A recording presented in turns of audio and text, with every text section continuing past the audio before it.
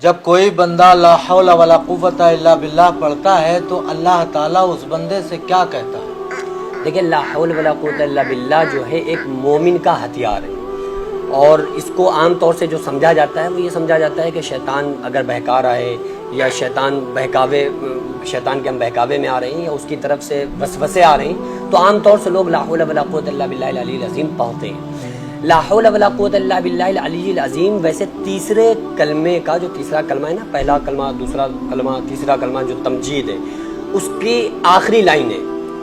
तो ये कलमा जो है ना, ये उसी तीसरे कलमे में ऐड है, ये जो लाइन है पूरी, ला हौल वला कुव्वता इल्ला बिल्लाहिल अलील अज़ीम। और अल्लाह तबारक व तआला का जिस वक्त अर्श पानी पर था ना, पहले अल्लाह का अर्श जो था पानी पर था, जिस वक्त किसी पूरी कायनात को नहीं बनाया था उस वक्त। हदीस पाक मौजूद है, अल्लाह का अर्श उस वक्त पानी पर था, तो अल्लाह ताला ने फरिश्तों को हुक्म दिया कि अर्श को उठाओ, तो उन्होंने उठाने की कोशिश की, बहुत ताकत लगाई, अर्श नहीं उठा।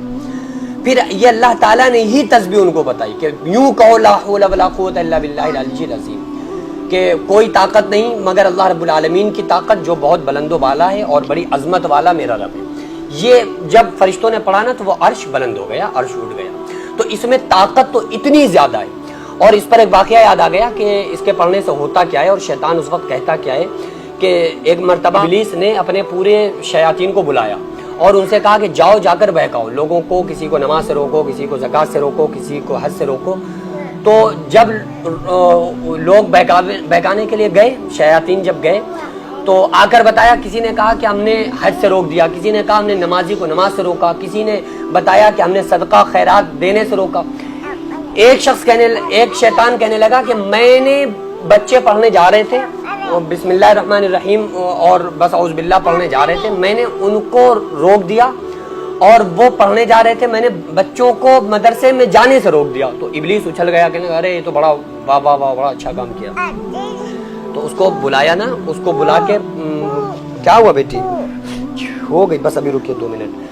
फिर जब उससे पूछा ना कि तुमने क्या किया, उसने कहा कि मैंने बच्चों को रोक दिया। तो बड़ा खुश हुआ शैतान।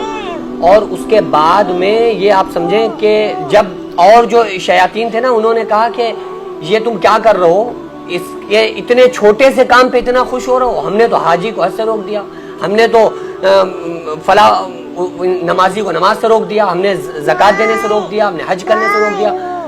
तो उस वक्त उस इब्लीस ने कहा कि चलो हम तुम्हें दिखाते हैं। तो वो एक आलिम साहब के दरवाजे आया और आकर कहने लगा कि ये इनको ले जाओ, ये थोड़ा सा डिस्टर्ब कर रही है। हाँ हाँ, अभी हूँ देखेंगे आपकी, जाइए बाइक से जाइए। तो वो इब्लीस आया ना अपनी पूरी फौज को लेके आलिम साहब के दरवाजे आके कहा कि आलिम साहब उठिए। उन्होंने कहा कौन? कहा हमें जिब्रील, और आपकी इबादत और रियाजत से अल्लाह बड़ा खुश हुआ है, चलो आपको जन्नत की सैर कराएं। तो उन्होंने, आलिम साहब ने कहा भाई अल्लाह के रसूल सल्लल्लाहु अलैहि वसल्लम के वफात के बाद ज़ाहिरी तौर पे जिब्रील का आना बंद हो गया है, तो इब्लीस शैतान मालूम होता है। वैसे आएंगे जिब्रील अलैहिस्सलाम 10 मरतबा, वो एक अलग मसला है, लेकिन ज़ाहिरी तौर पर नहीं आएंगे।